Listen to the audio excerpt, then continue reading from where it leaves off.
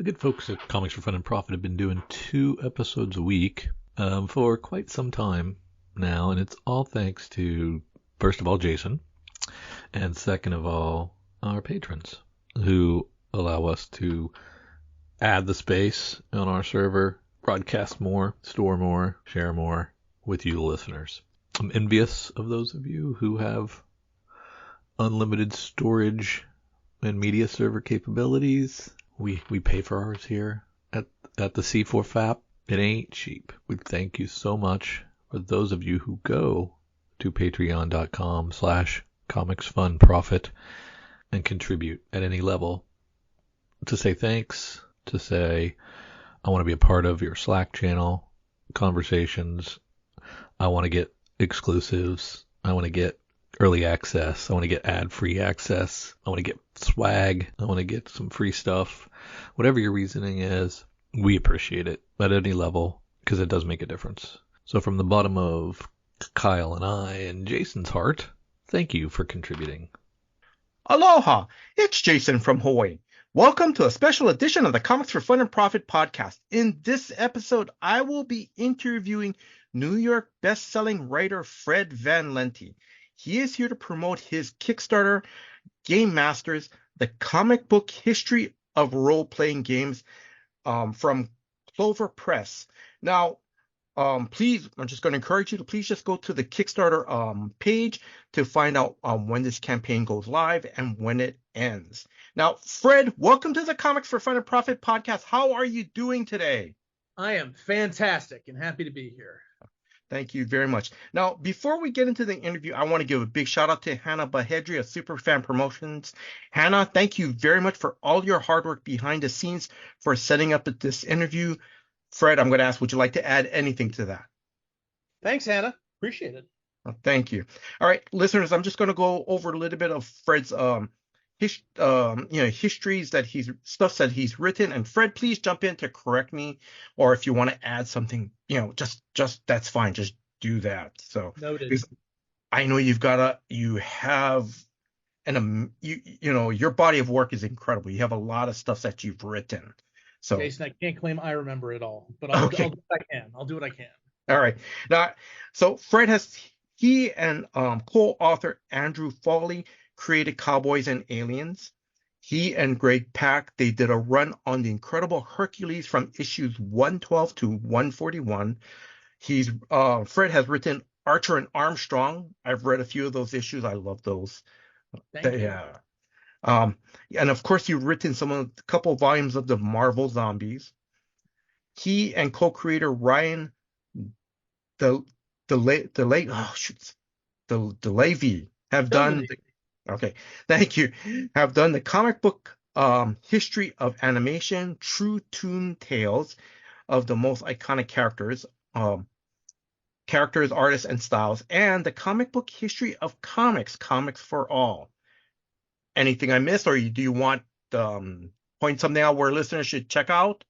Let's see here. I also wrote Iron Man Legacy, Wolverine First Class, G.I. Joe, Conan the Avenger, Brain Boy, Weird Detective. I've got an exciting announcement tomorrow that we'll talk about a little bit later in the show. Oh, okay. But I like to keep busy. Okay, oh, that's good. Fred, thank you very much. Now, where can listeners follow you on social media? Well, if you can spell my name, Fred Van Lente, that's FredVanLente. That is me on X.com, Facebook, Instagram. My website is FredVanLente.com. That's my Gmail address. I'm kind of everywhere. Fortunately, it's a unique enough name. I can just go with that. Yes. Not worry about it. All right. Now, Fred, let's just jump right in. Before we start, now listeners, and Fred knows this. So role-playing games are kind of a blind spot for me because whenever I think of role-playing games, of course, I think of automatically Dungeons and Dragons. Sure. So listeners, please forgive me because I'm going to be asking Fred a bunch of dumb questions. So Fred, let's start off with the first dumb question. What is a role-playing game? Well, are you into video games, perchance, Jason? No, and I wish. Well, actually, I'm going to say back in like like the first shooter type, or are we talking like Tetris and God, Pitfall? Well, whatever you're into. I bring it up only because role playing games are actually a pretty popular video game genre. So you've played anything like Final Fantasy or Fallout or Hmm. uh, Cyberpunk 2077 or anything like that. Hmm. Uh, you may very well have played a role playing game without even knowing it. Okay. But no, yes, I'm gonna say Fred. If I had the time, I Right? would have played. Yes. Yeah, I make the time, Jason, so you don't have to. It's all right. Okay. I'm here to help you out. It's all good. No, role playing games, as you mentioned, are just turned 50 years old Yes. here, so they're relatively new, right? Hmm. Particularly Dungeons and Dragons specifically was first published in 1974. Yes. Role-playing games, I mean, there's a lot of different definitions. I mean, if you want to talk about it from a sheer like game mechanic standpoint, I would say any game in which you, the player, play a player character that you level up through experience, Oh, okay. then you are playing a role-playing game, right? Hmm. So that describes video games like Final Fantasy. It describes Okay. Oh. pen and paper things like Dungeons and Dragons. I don't know if you were a kid in the 80s like I was, but they came out with things like the fighting fantasy game books and Lone Wolf game books and the Endless Quest game books where you actually had a little book, you get a library, Hmm. maybe dice, maybe you didn't. It was just you and the book, right? It was a Hmm. choose your adventure where you'd kind of go through, but you had a character and you'd mark out stats and stuff. So that was really the innovation of Dungeons and Dragons, which was the first mass-produced role-playing game. The idea behind having a campaign and experience points, that, believe it or not, started in miniatures Okay. gaming, which was really big when Gettysburg and Avalon Hill came about, like in the 50s. But believe it or not, the concept originally came from a writer you may have heard of before named H.G. Wells, right? Yes. The Time Machine and War of the Worlds. Yes. Man, he loved miniatures gaming, and he actually came up with the concept of campaigning in his book Little Wars, which came out during World War One, actually, which may be why it wasn't very successful Hmm. because there was an actual horrible war going on, and the idea of Hmm. people play acting at war maybe made them a little hesitant. But yeah, so Dungeons and Dragons grew out of this wargaming tradition with little lead figures. Okay. Yeah. But Gary Gygax had the idea to apply it to fantasy in a rules called chainmail, Hmm. creates Dungeons and Dragons, and then he hooked up with a guy named Dave Arneson who created a whole world called Blackmoor Hmm. that was much more of what we consider to be classic Dungeons and Dragons. They would hang out around the ping pong table Yes. in his Hmm. basement with they cover it in brown paper, right? Draw maps on it. There's a big model castle in the middle and stuff. And so they had this whole campaign where they adventured through Hmm. this land called Blackmoor.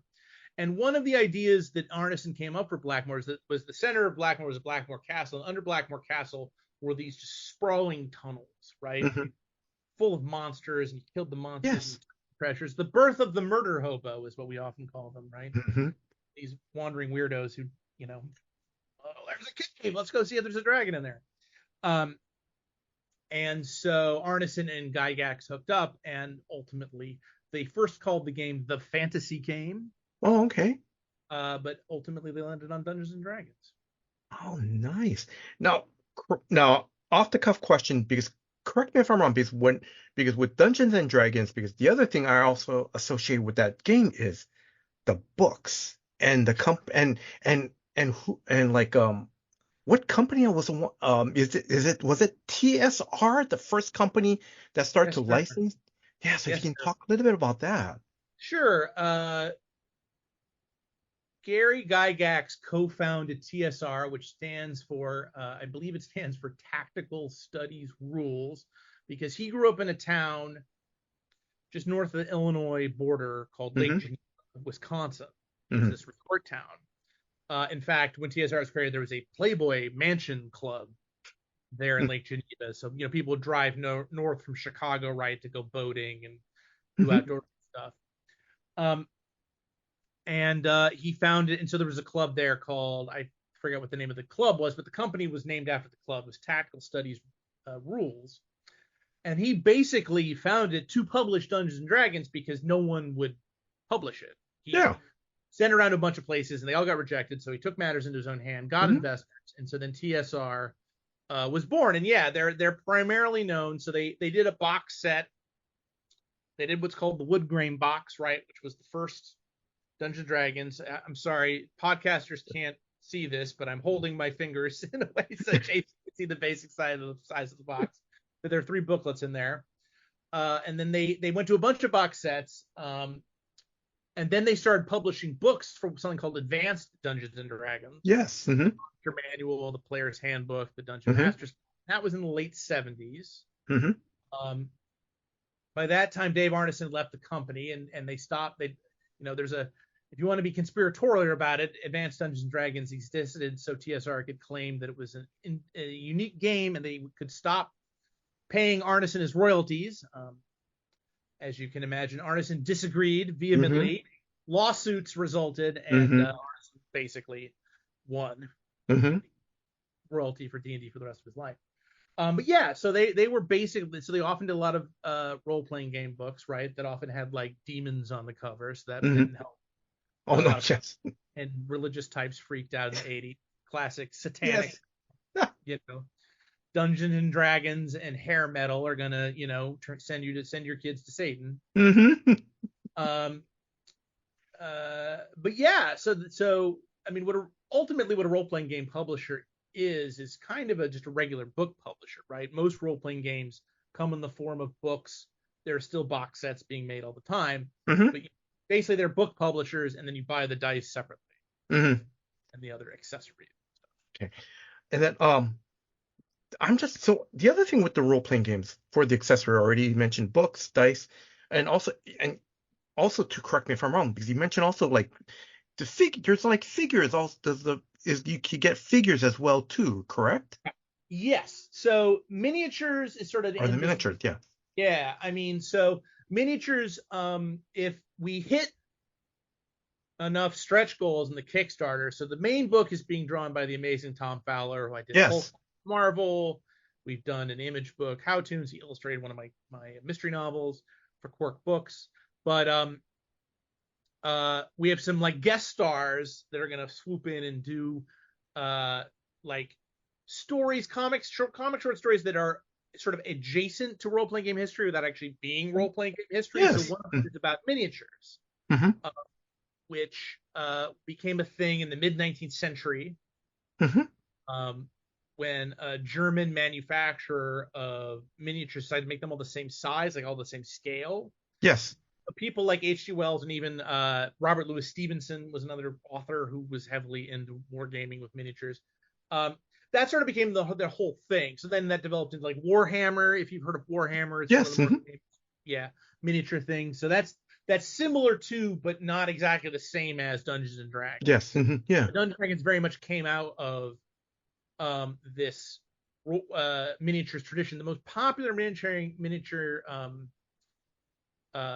genre was Napoleonic Wars. You send Napoleon against the Russians or the Germans, whatever it was, or Wellington, or whatever it was he was fighting at the time. And then that kind of morphed into, somebody said, what if we added fireballs? Yes. And Dungeons and Dragons came about. So yeah, so miniatures are an interesting side hustle for I'm in a D&D group, and a buddy of mine in my D&D group is a huge Warhammer guy, and he loves to paint. Yes. A lot of collecting and painting the figures and stuff, but I don't know. I've never been a toy guy, like I know the comics guys like into action figures and stuff. Yeah. That's never been my thing. But yeah, a lot of people are into it. Yes, yeah. Let's see. How did you get started playing D&D? My parents bought me the D&D basic set when I must have been 10-ish, 9, 10, 11. Nice. Yeah, and so that's a lot of people got started on that. That was with the red booklet and then the Errol Otis art on the cover. And I graduated there from to D&D expert set, which is the blue box. And I never got to the immortal set. By that time, I'd already moved on to advanced Dungeons and Dragons. It got very confusing. I think Dungeons and Dragons made a good choice in like the mid 90s to kind of dump all the adjectives. It was everything is just Dungeons and Dragons. Keep it simple. But when I became a teenager, the problem with me in Dungeons and Dragons is I've never been a big fantasy guy. Mm-hmm. I was sort of into it like in 7th, 8th grade, but then kind of grew out of it. Mm-hmm. So Yeah. I gravitated to other games that TSR had, like they had Top Secret, which is a terrific espionage game. Mm-hmm. Their second biggest role-playing game actually was Marvel Superheroes. Yes. TSR's relationship with Marvel goes back a long way. In fact, we all think of Marvel as this big movie and TV juggernaut right now, but their first ever TV show that they produced was the Dungeons and Dragons cartoon. Oh, okay. That was a Marvel production. Yeah. And then they did, Amazing Spider-Man's Amazing Friends, and G.I. Joe, I think also was maybe one of theirs. But anyway, so I was up for that. I was into a horror game called Call of Cthulhu. And then when I hit college, I was playing GURPS, the generic universal role-playing game system, which is Steve Jackson Games' sort of, you take it's a rule set, you can do it in a genre. So we played in like, I had a cyberpunk campaign set in China. I had like a travel campaign. I had like, we did a Roman gladiators campaign. It was super.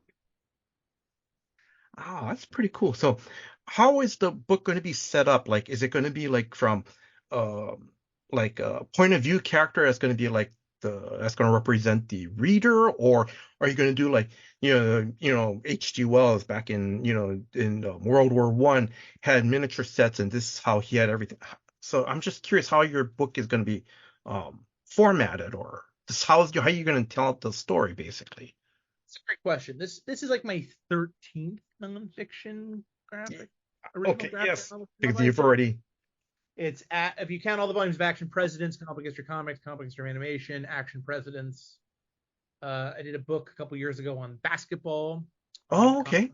Basketball, that was fun. So technically, it's my second games book, Gamemasters. But no, I don't go into point of view characters like the way Scott McCloud did Understanding Comics. I think that was perfect for that book. But I don't know. Just let the comics tell the story, So we actually start in the 6th century. Wow. Okay. Game Masters, because all war games basically trace their origins to chess. Okay. And chess, as we basically know it today, was first developed in the Gupta Empire in India. It made its way through the Islamic world, and then ended up in Europe as part of in Muslim Spain, and sort of spread then from Muslim Spain to the rest of Christianity, of Christendom, as they used to say. And what's interesting about chess, right, is that ancient elites didn't like dice. And they didn't like dice for a number of reasons. One of which, obviously, is they frowned upon gambling. Okay, yeah. And another was that when you introduce chance into anything, that can be seen as blasphemous. Yes. Yeah. Front of God, because God's already preordained your fate. And you're leaving, you're throwing yourself into chaos, right, by letting the dice determine your fate, or letting the dice, determine the outcome of something. Because, back in those days when the median life expectancy was, 46. Yeah. People wanted their lives to be very orderly. It was nature that was chaotic. So people wanted to remove the amount of chaos in their lives, not increase it. And so that's why they really fell in love with chess, which obviously has no dice. Yes. Which I don't know how familiar you are with the chess rules, but the chessmen are all very, they have very specific roles. They move their specific spaces. And these themselves reflect, the very hierarchical societies of the Middle Ages, right? Yes, because they have this very strong caste system of, nobility and bourgeoisie and peasants and everything else. But the problem with chess, so guys like Napoleon, military men for centuries all did chess because it was thought to foster tactical thinking, right? Yes. And in fact, it was one of the 7 skills that you talk about knights in Dungeons and Dragons. Chess was one of the skills knights were supposed to learn, right, along with falconry and poetry writing. Yeah. stuff they made people do in the age of chivalry. But the problem is really that if you actually have to fight a war, Mm-hmm. what you can't depend on is this concept of infallibility, right? Mm-hmm. Move your chess piece. A pawn can kill a queen, right? Mm-hmm. If it moves correctly in the right piece. Well, that's just not how you fight Yeah. real wars. There's Yes. a lot of number one, there's a lot of uncertainty Yes. in wars. You have to make up stuff on the fly, Mm-hmm. right? It doesn't always go according to plan. The famous saying, "No battle plan, survives first contact with the enemy." Mm-hmm. Or as I like Mike Tyson's version of that, which is that everybody is a plan until you get punched in the face. Yeah.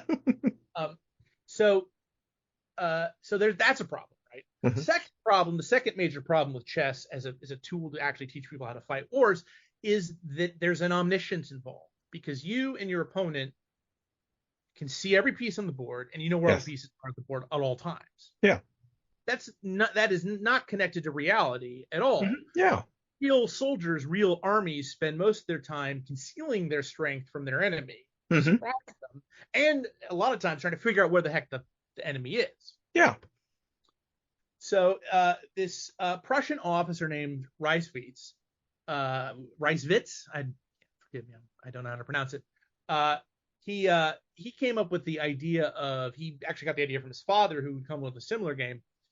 He threw out chess, and for the Prussian army developed a war game, a Kriegspiel, that got rid of the grid and actually used real maps that real commanders would use. Yes. Came up with a bunch of rules that allowed you to really simulate warfare. What he realized is, in order for this game to work, as opposed to just having two opponents facing each other like across a chessboard, you needed a third person.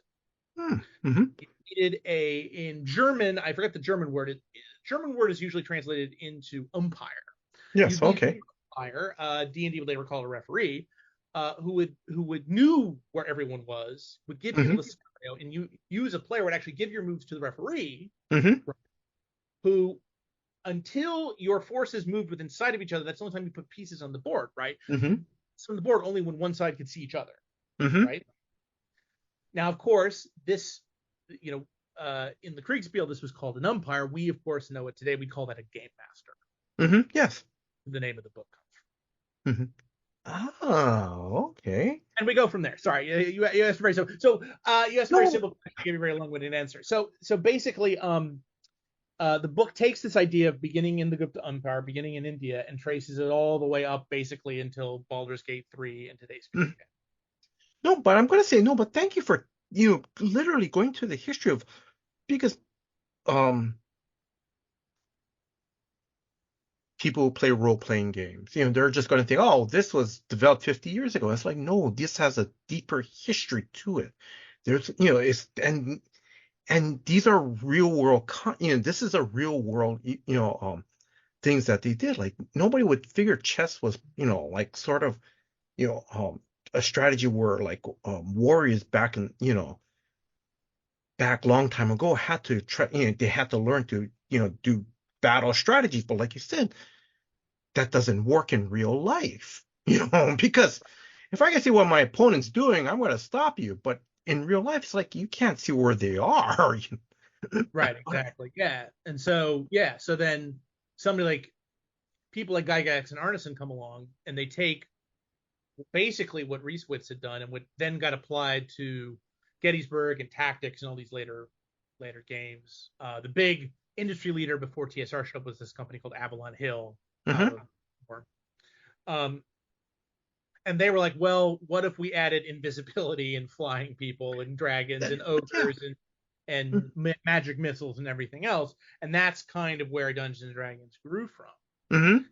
But then as people start playing it, even as early as the 80s, people got much more into the story aspect of it. And to the point where now, as we're sitting here in 2024, the quote unquote simulators, right? The idea that this is supposed to represent reality at all is kind of been chucked out the window. Yeah.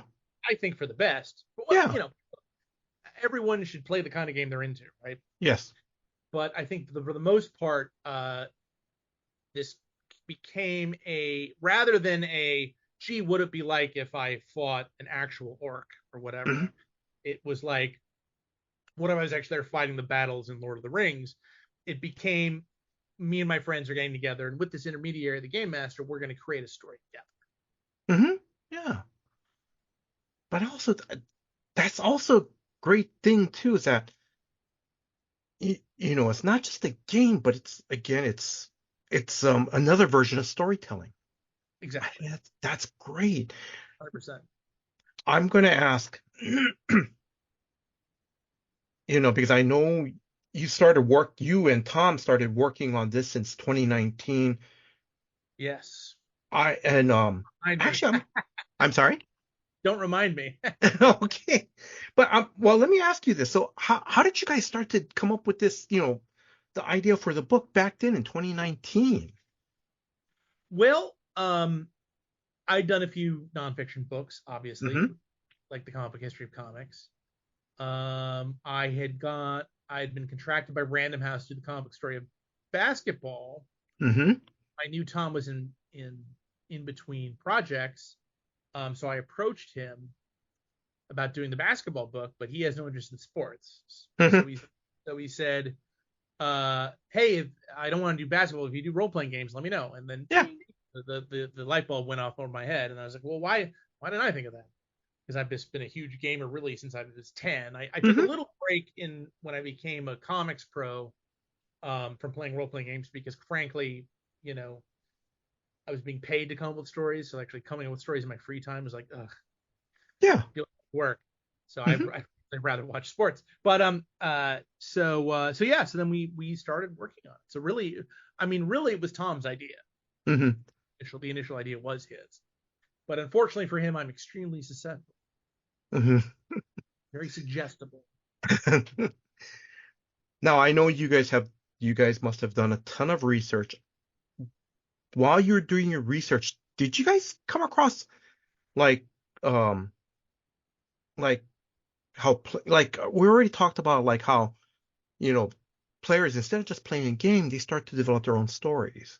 But during your research, did you ever find like were there like how some people who were players that they start to develop like strengthening their like if that and like if these role playing games help them with their problem, the problem solving skills while they're growing up. If let's say a kid starts off at 10, Right. they you know were there studies done like if these kids like excelled in certain areas like maybe problem solving skills or everlasting friendship. I'm not being sarcastic, but lifelong friendships or any stats or anything, any observations while you guys are doing this research, anything like that.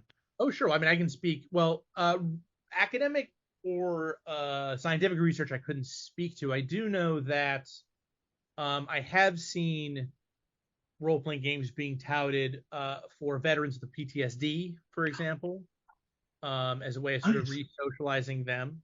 Yes. I think that role playing games are often used, if not literally as therapy. I think it's also very helpful for folks on the spectrum, Hmm.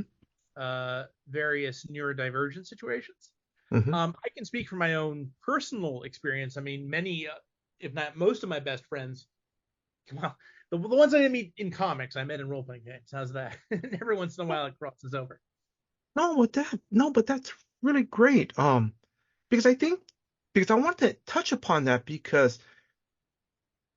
you know, um, because I'm sure some parents, and like you said, back in the 80s, the Satanic Panic, I remember that because, and I'm sure, and I remember, I think some parents were looking down, it's like, oh, great, my kid's playing this, supernatural game. I don't, but they don't see the value of how some of these kids, they develop, lasting friendships, they develop other skills too, that they don't realize they develop other skills. Like you said, they start instead of playing a game, they start making up a story, and maybe some of them decide to become writers. I'm not being sarcastic on that.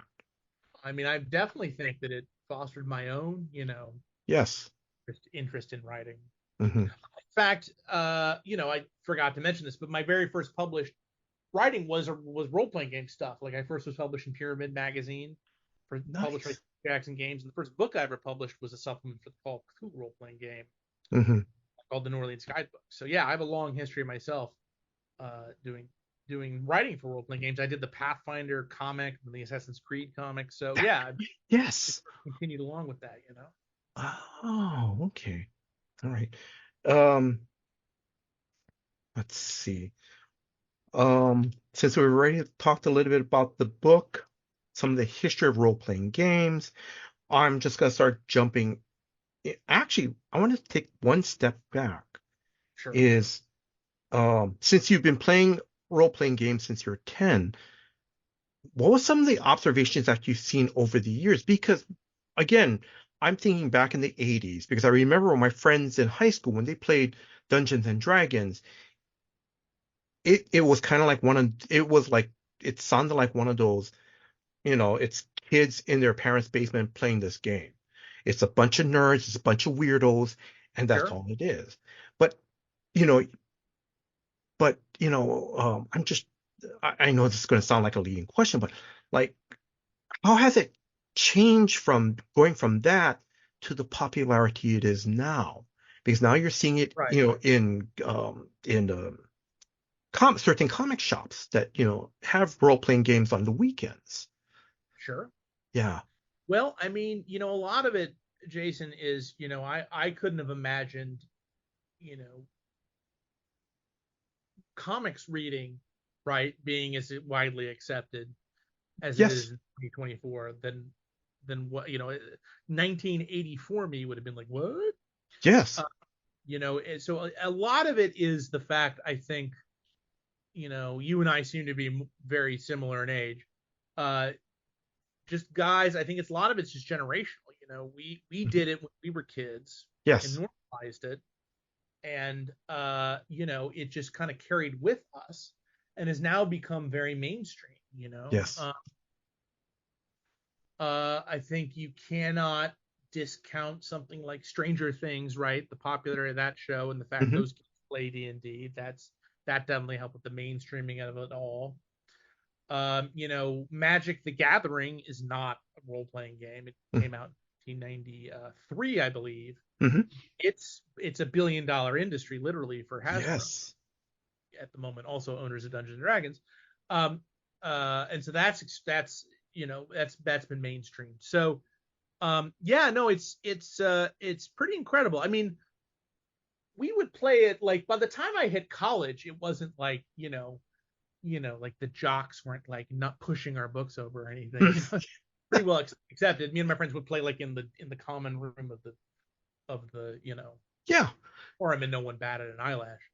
But yeah, my weekly groups. There's a place called Brooklyn Strategist. I live in Brooklyn, New York, and there's a place their space literally is just for kids to play and adults to play Magic, and they've got Warhammer tables for miniatures, Hmm. ballista and castles and everything. Um, but you play regular role playing games there as well. So uh, Right. yeah, no, it's Hmm. it's it's. I think all things geek have really been mainstream in a way that I think that the generation before us and us as kids couldn't have imagined, in the previous. Yes.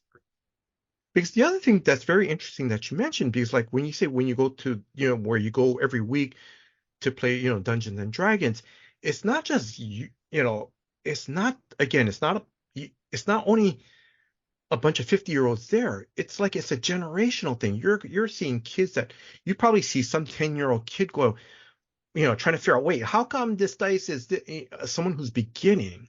And then you probably see some teenager who's already like an advanced dungeon master, and yeah, them. How is that? How does that make you feel? Just to be one place where you see just not only you and your friends, but you see a whole different groups of people playing role playing games. How does that make you feel?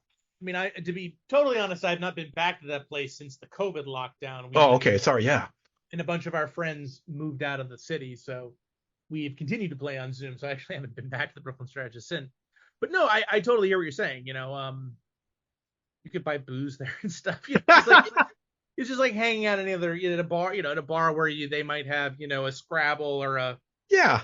a Pictionary or something over the on a shelf somewhere. It's Hmm. very similar to that. Just in sort of a more organized setting. And God bless them, they somehow survived the pandemic lockdown. And every time I walk back there, they're crammed with people. So they have summer camps and stuff. So yeah, it's. And I mean, obviously, I live in a pretty big city, and you can't spit in this town without hitting a writer or some other Hmm. working creative. So it's a little bit, we're not necessarily representative of the rest of the country, but yeah, no, it's pretty impressive. I thought they were done for when COVID hit, but nope, Hmm. they're thriving as they ever were. That's pretty good. That's really nice. Okay, sorry. Let me start moving on because let's talk about the campaign. What are some of the tier rewards? You already mentioned a couple of. I think you have some. Sounds like you have some creators lined up. I guess if there's certain goals, stretch goals are released. I know you can't talk too much about it, but you know. Yeah. So we have the thing I'm most excited about is we have the great artists Allison Sampson, Chris Schweitzer, and Ryan Dunleavy to do extra stories that are, again, are role playing game adjacent. Like one story is about LARPing, live action role playing, which is Oh yes, yeah. uh, interestingly something that's much bigger in Europe than it is in the United States and Canada. Hmm. Um, got a bigger toehold in specifically in Scandinavia of all Hmm. places. A lot of modern role playing games take a lot of the Scandinavian elements and incorporate them into tabletop. But Allison, just to give an example, would be doing a story about one of the first LARPers, was Queen Elizabeth I, Hmm. 17th century. So that's a fun little historical thing. Ryan would be doing a story. This again is very much a Gen X 80s kids thing. I don't know if anybody out there has ever played the Infocom games like Zork, text adventure games like Adventure. So he would be a story. And so I combined that story with a story about Choose Your Own Adventure books, Hmm. which Yes. I'm familiar with. Um, and that story is itself a Choose Your Own Adventure. So I would Hmm. be very excited to. So Oh, I've that's good. got my fingers crossed that we're going to be able to do that one. That's gonna be pretty good. Um, let's see. Um, do you want to give a shout out to any other people on your creative team? You know, who's your Sure. yeah. Tom brought on board the great colors Bill Crabtree. Hmm. He's kicking ass on those colors. That's fantastic. Hank Kalans and everybody at Clover's been fantastic. Hmm. Oh, that's pretty good. I'm Now, when lettering the book, so I've already mentioned the letter. okay. Now, if someone misses the campaign, will they get a chance? No, Okay, don't don't sign up just right just. now. Stop listening to this podcast now. Finish listening to the podcast, then go sign All right. Okay. up. Hi, Uh, Jason. what was the most fun or exciting thing that you love working on this project?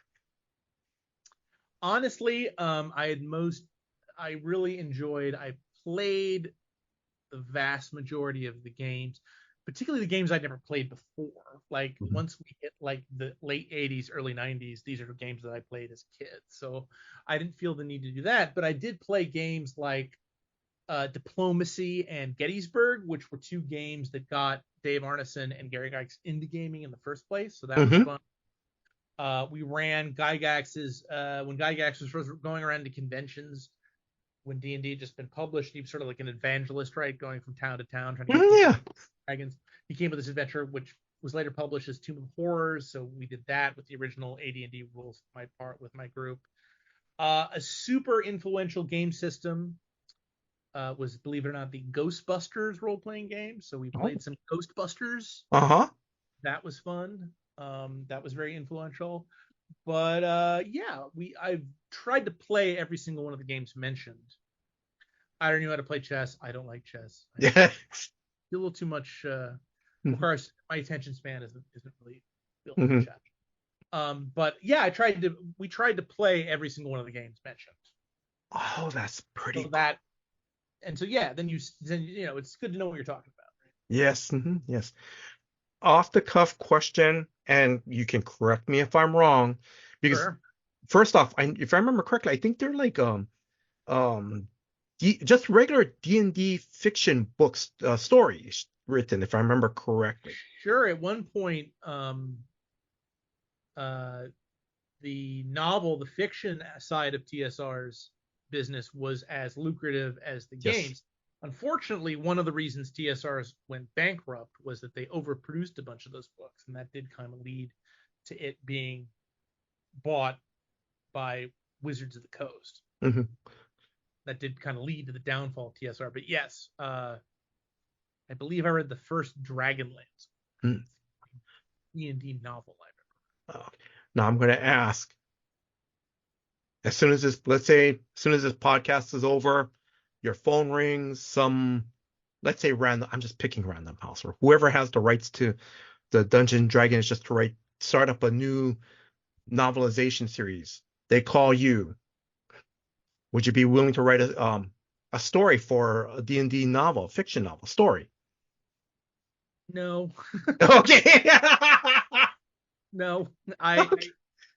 As I said, I kind of am forced to play Dungeons and Dragons because it's what my gamers like, and it's like, I was thinking about this earlier today when you sent me that email saying you didn't really know anything about role-playing games. The way I think about the whole role-playing game industry is like, imagine the comics industry, right? Yeah. Where, like, say you own, like, Batman is the most successful superhero. Yeah. So the comparison role-playing games, so Dungeons and Dragons is Batman. Yes. The next most popular game is Squirrel Girl. Yeah. Yes. Right? Imagine a thing. There's no X-Men. There's no Spider-Man. Yes. You just drop right from Batman to Squirrel Girl. Yeah. People love Squirrel Girl. Don't get me wrong. Great character. Yes. Great. But, you know, the fan bases are not comparable in size. So I'm always steering people towards the John Carter of Mars game, Top Secret. I like I said, I did a lot of the legacy 80s stuff like Marvel Superheroes. We're playing Call of Cthulhu right now in my monthly group.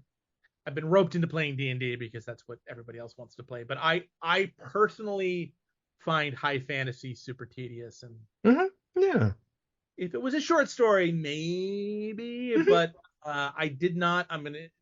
Breaking news. I did not super enjoy doing the Pathfinder stuff. No, that's mostly because of the high fantasy aspect of it. But I thought I'd try it.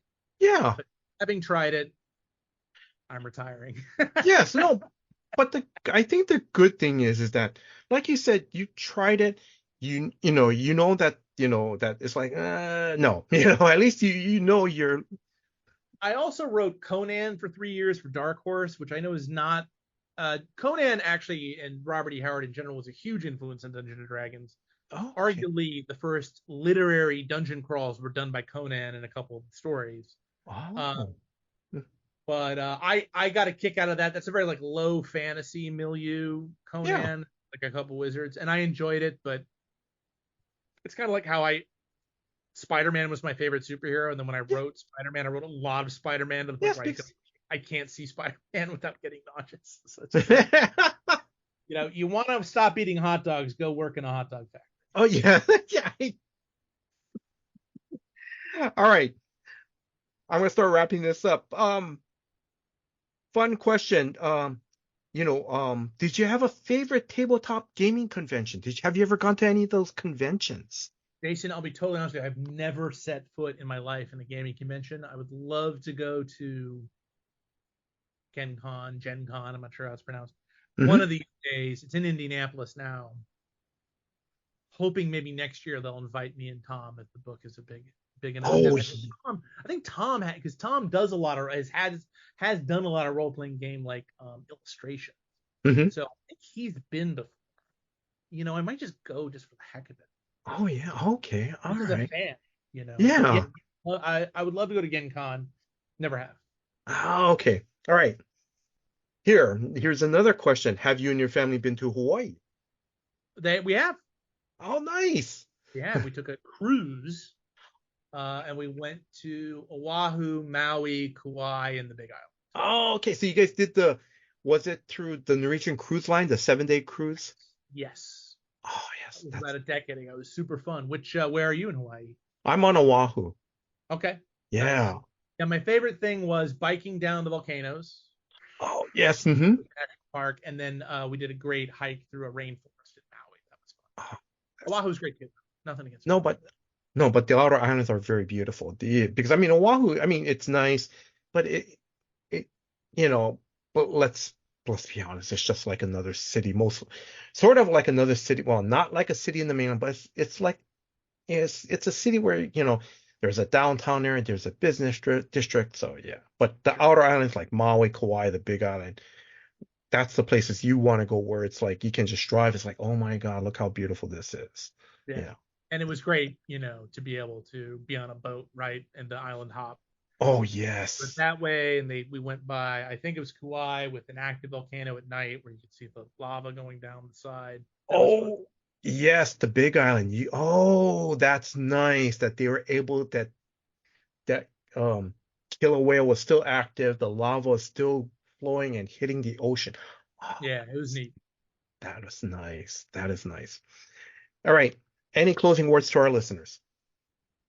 Yeah, I hope people check out the Kickstarter. Just go to the Kickstarter and type in Gamemasters, one word. In fact, you can probably put two words and you'll probably find it. When you're hitting the comic book store, by the time this comes out, my creator-owned book, Murder Kingdom, which is about a serial killer Yes. in a certain uh, amusement park in Florida, will be announced. That's coming out this Halloween to scare the furry costume off of you.